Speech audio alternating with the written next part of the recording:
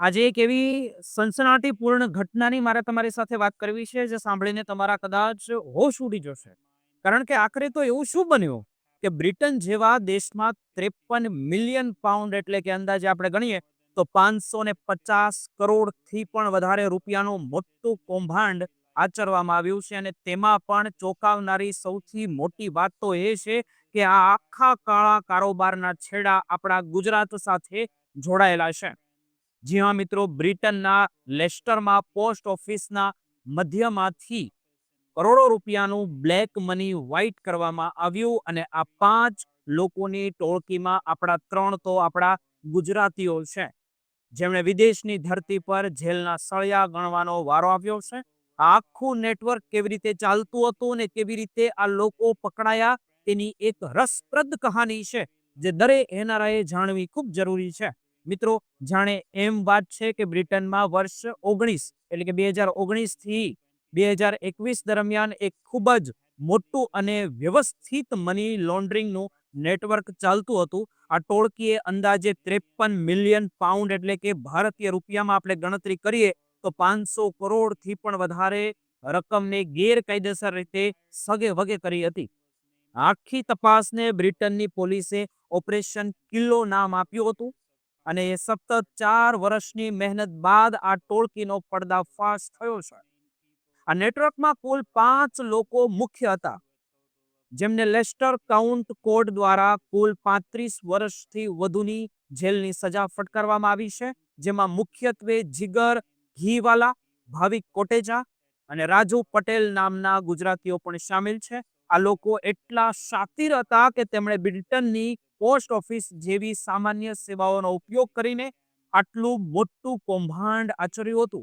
આ લોકો શું કરતા હતા કે બ્રિટનના અલગ અલગ શહેરોમાં જેવા કે લંડન અને બર્મિંગહામથી બેગ ભરીને રકમ રોકડ લેસ્ટર લાવવામાં આવતી હતી. અને ત્યાં લેસ્ટરની 100 થી વધુ પોસ્ટ ઓફિસમાં આ નાણાં જમા કરવામાં આવતા હતા.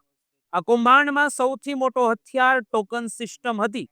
જ્યારે પણ રોકડની હેરાફેરી થતી ત્યારે એક ખાસ પ્રકારનો ટોકન કોડ વપરાતો, જેથી કોઈ છેતરપિંડી ન થાય. આ લોકોએ નાની નાની રકમના પૈસા જમા કરાવવાની જે તરકીબ અપનાવી હતી, જેથી બેંક કે પછી ટેક્સ વિભાગને શંકા ન જાય, તેઓ એક સાથે 1000 પાઉન્ડથી ઓછી રકમ જમા કરાવતા હતા.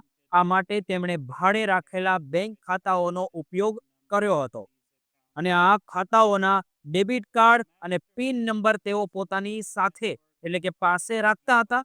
અને આ આખા નેટવર્કનો માસ્ટર માઇન્ડ કોઈ હોય તો તે હતો જીગર ઘીવાલા, જેમની ઉંમર 45 વર્ષ છે અને તેને 11 વર્ષ અને 10 મહિનાની જેલની સજા થઈ છે.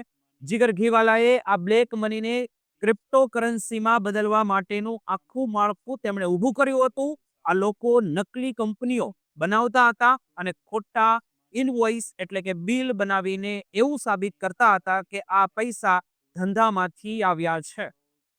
ભાવિક કોટેજા નામનો એક શખ્સ, જે 49 વર્ષનો છે, તે વ્હાઇટ ટાઈગર ગ્રુપ નામની એક કંપની દ્વારા આ નકલી બિલ બનાવવાનું કામ કરતો હતો.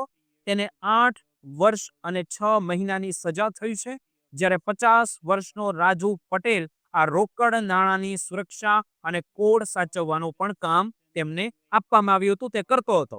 તેને પણ 8 વર્ષની સજા ફટકારવામાં આવી છે. આ ઉપરાંત સલીમ સિદ્દત અને ઇમરાન વૈદ નામના અન્ય 2 સાથીદારો પણ આમાં સામેલ હતા, જેઓ મેદાન પર જઈને પૈસા જમા કરાવવાનું અને કુરિયરનું કામ સંભાળતા હતા. આ ગેંગ એટલી મોડર્ન હતી કે તેમણે માત્ર રોકડ જ નહીં પણ પકડાઈ ન જવાય તે માટે ક્રિપ્ટોકરન્સીનો પણ ભરપૂર ઉપયોગ કર્યો હતો.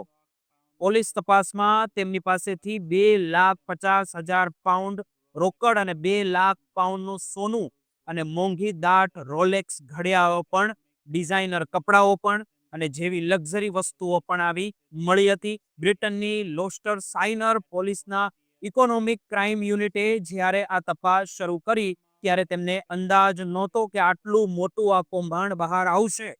ખાસ કરીને કોરોના મહામારી દરમિયાન જ્યારે બધું બંધ હતું, ત્યારે આ લોકોએ આ તકનો મોટો લાભ ઉઠાવ્યો હતો. કારણ કે ત્યારે લોકોની અવર જવર ખૂબ ઓછી હતી અને તપાસ પણ એકદમ ઢીલી પડી ગઈ હતી. આ ટોળકીએ બ્રિટનની ફાઇનાન્સિયલ સિસ્ટમની નબળાઈનો ફાયદો ઉઠાવ્યો હતો અને હવે જ્યારે આ લોકો પકડાઈ ગયા છે ત્યારે લેસ્ટરની ગુજરાતી કોમ્યુનિટીમાં પણ આઘાતની લાગણીઓ ઊભી થઈ છે. કારણ કે આ ગણ્યા ગાંઠિયા લોકોના લીધે સમાજની બદનામી થાય છે. કોર્ટ આ તમામ આરોપીઓ પર વર્ષો સુધી કોઈ પણ કંપનીના ડાયરેક્ટર બનવા પર પણ પ્રતિબંધ મૂકી દીધો છે. આ કેસ બ્રિટનના ઇતિહાસમાં મની લોન્ડરિંગનો સૌથી મોટો કેસનો એક માનવામાં આવે છે. કારણ કે તેમાં જે પદ્ધતિ વાપરવામાં આવી છે તે હલી જાય તેવી ગણી શકાય. તે એકદમ પ્રોફેશનલ હતી અને આખી ઘટના પરથી એ જાણવા મળે છે મિત્રો કે ભલે તમે ગમે તેટલા શાતિર હો પણ કાયદાના હાથ લાંબા તમારીથી જરૂર છે. અને તમે એક દિવસ ને દિવસ તમે પકડાઈ તો જવાના જ છો અને એક દિવસ સત્ય તમારી સામે આવી જ જાય છે. અને બ્રિટનની સરકારે હવે આ બાદ એટલે કે આ ઘટના બાદ પોસ્ટ ઓફિસ અને બેન્કિંગ ટ્રાન્ઝેક્શનના નિયમો વધુ કડક બનાવવાની દિશા ઉપર કામ શરૂ કર્યું છે. તો મિત્રો આ હતું બ્રિટનનું 550 કરોડનું કૌભાંડ જેમાં આપણા ગુજરાતીઓના નામ ઉછળ્યા છે. ફરી મળીશું આવી જ એક અગત્યની અને સનસનાટીપૂર્ણ માહિતી સાથે. ત્યાં સુધી જોતા રહો ઉજાસ ટીવી. આભાર.